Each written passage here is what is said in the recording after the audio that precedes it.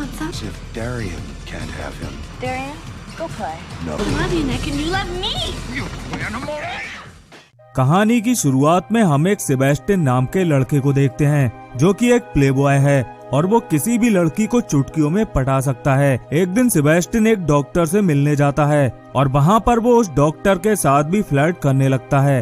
अब सेबेस्टियन के जाने के बाद डॉक्टर के पास उसकी बेटी का कॉल आता है, जहाँ पर उसकी बेटी उसे बताती है कि उसके बॉयफ्रेंड ने उसकी सारी न्यूड फोटो को वायरल कर दिया है। ये सुनकर वो डॉक्टर अपनी बेटी से उस लड़के का नाम पूछती है, जिस पर उसकी बेटी बताती है कि उसका नाम सेबेस्टियन है। ये बात सुनकर वो डॉक्टर सेबेस्टियन को बहुत बुरा भला कहती है, मगर सेबेस्टियन पर इस बातों का कोई भी असर नहीं होता और वो वहाँ पर एक दूसरी लड़की के साथ वहाँ से चला जाता है। अब इसके बाद हम एक नई लड़की को देखते हैं जिसका नाम कैथरीन है। कैथरीन सेबेस्टियन की कजन सिस्टर है। तभी वहाँ पर रोजी नाम की एक औरत अपनी बेटी के साथ आती है और वो अपनी बेटी से कहती है कि तुम्हें भी कैथरीन की तरह बनना चाहिए। इसके बाद वहाँ पर सेबेस्टियन आ जाता है, जिसे देखकर रोजी अपनी बेटी को लेकर वहाँ से चली जाती है, क्योंकि सेबेस्टियन इस पूरे शहर में काफी बदनाम था। अब कैथरीन सेबेस्टियन से कहती है कि तुम्हारे लिए एक टास्क है, अगर तुमने मेरी फ्रेंड रोजी के साथ रिलेशनशिप बना लिया तो मैं तुम्हारे साथ रिलेशनशिप बनाने के लिए तैयार हो जाऊंगी। ये सुनकर सेबेस्टियन कहता है कि मैं ऐसा नहीं कर सकता, मैं तो प्रिंसिपल की बेटी को ही पटाऊंगा। तभी कैथरीन कहती है कि तुम ऐसा कर भी नहीं सकते क्योंकि ये काम बहुत ही ज्यादा कठिन है। तभी कैथरीन अपने कपड़े उतार कर सेबेस्टियन को इंटीमेट होने का ऑफर देती है। इसके बाद अगले सीन में हम प्रिंसिपल की बेटी को देखते हैं जो अपनी आंटी के घर आई हुई थी। वहाँ पर सेबेस्टियन उसे पटाने की पूरी कोशिश करता है, मगर प्रिंसिपल की बेटी को सेबेस्टियन की सभी हरकतों के बारे में पहले से पता था और वो इस काम के लिए सेबेस्टियन को मना कर देती है। अब सेबेस्टियन अपने दोस्त के घर जाता है और वहाँ वो उससे कहता है कि प्रिंसिपल की बेटी को मेरे बारे में किसने बताया।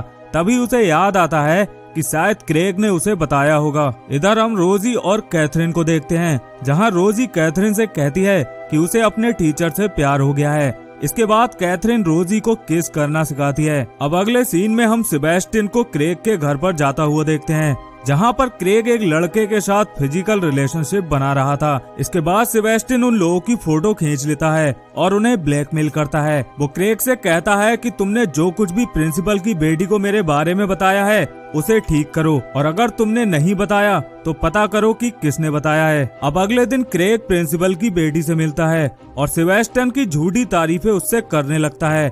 इसके बाद प्रिंसिपल की बेटी उससे कहती है कि मुझे रोजी की माँ ने उसके बारे में बताया था कि सेबेस्टियन अच्छा आदमी नहीं है। जब सेबेस्टियन को इस बारे में पता चलता है तो वो बौखला जाता है। वो कैथरीन के पास जाकर उससे कहता है कि मैं रोजी को एक न एक दिन अपने बिस्तर तक जरूर लाऊंगा, क्योंकि उसकी माँ ने जो मेरे साथ किया है मुझे उसका बदला लेना है। अब अगले दिन कैथरीन रोजी की मॉम से मिलने जाती है और उसे बताती है कि उसकी बेटी और म्यूजिक टीचर का अफेयर चल रहा है। इसके बाद रोजी की मॉम म्यूजिक टीचर को अपने घर से निकाल देती है। अब कुछ दिनों बाद सेबेस्टियन और कैथरीन उस म्यूजिक टीचर को अपने घर बुलाते हैं और रोजी को एक लव लेटर लिखने के लिए कहते हैं और रोजी को यहाँ पर बुलवाते हैं। इसके बाद रोजी को जब वो लेटर मिलता है तो वो सेबेस्टियन के घर पर आ जाती है। वहाँ वो सेबेस्टियन के साथ थोड़ा बहुत डांस करती है, जिसके बाद सेबेस्टियन उसकी कुछ फोटो क्लिक करता है।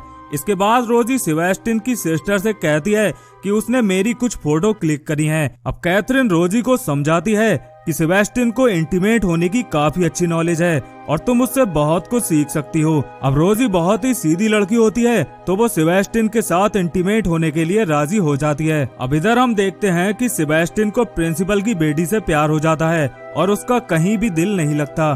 तभी रोजी जब उसके पास आती है तो वो उसे धक्का देकर बेड से नीचे गिरा देता है और उससे कहता है कि मैं तुम्हारे साथ इंटीमेट नहीं हो सकता। अगले दिन सेबेस्टियन प्रिंसिपल की बेटी से मिलता है और उसे किस करने लगता है। उधर प्रिंसिपल की बेटी भी सेबेस्टियन को पसंद करने लगी थी, मगर वो अभी कंफ्यूज थी कि वो उससे प्यार करे या ना करे, और ये सोचते हुए वो वहाँ से चली जाती है। अब शाम को सेबेस्टियन प्रिंसिपल की बेटी के पास जाता है और उससे कहता है कि मैं हमेशा के लिए शहर से जा रहा हूँ। ये सुनकर प्रिंसिपल की बेटी इमोशनल हो जाती है और सेबेस्टियन से अपने प्यार का इजहार करती है और अपने साथ इंटीमेट होने के लिए इनवाइट करती है, मगर सेबेस्टियन ऐसा नहीं करता और वहाँ से चला जाता है। जब सेबेस्टियन अपने घर पहुँचता है तो उसे कैथरीन के कमरे से कुछ आवाजें आती हैं। वो जब उसके कमरे में जाता है तो कैथरीन उस लड़के को कहीं पर छिपा देती है, मगर सेबेस्टियन उस लड़के को पकड़ लेता है और इसके बाद वो लड़का वहाँ से चला जाता है। इसके बाद कैथरीन सेबेस्टियन को अपने साथ इंटीमेट होने का ऑफर देती है, मगर सेबेस्टियन ऐसा करने से मना कर देता है। अब कैथरीन उससे कहती है कि तुम्हें प्रिंसिपल की बेटी से प्यार हो गया है और इसीलिए तुम मेरे साथ ऐसा कर रहे हो। वो आगे कहती है कि मैं प्रिंसिपल की बेटी को सब कुछ बता दूंगी कि तुमने एक शर्त के लिए ये सब कुछ उसके साथ किया। इसके बाद सेबेस्टियन कहता है कि तुम्हें बताने की कोई जरूरत नहीं है, बल्कि मैं खुद ही जाकर उसे सब कुछ बता दूंगा। अब सेबेस्टियन प्रिंसिपल की बेटी के पास जाता है और उसे सब कुछ बता देता है। इसके बाद प्रिंसिपल की बेटी उस पर काफी नाराज होती है और उसके साथ ब्रेकअप कर लेती है। अब सेबेस्टियन फिर से कैथरीन के पास आता है और उससे कहता है कि मैंने प्रिंसिपल की बेटी के साथ ब्रेकअप कर लिया है और अब हम दोनों मिलकर रिलेशनशिप बना सकते हैं। इस पर कैथरीन कहती है कि मैं एक लूजर के साथ कभी रिलेशनशिप नहीं बना सकती। अब कैथरीन की बात सुनकर सेबेस्टियन फिर से प्रिंसिपल की बेटी से कांटेक्ट करने की कोशिश करता है, मगर उसके साथ कोई भी कांटेक्ट नहीं हो पाता।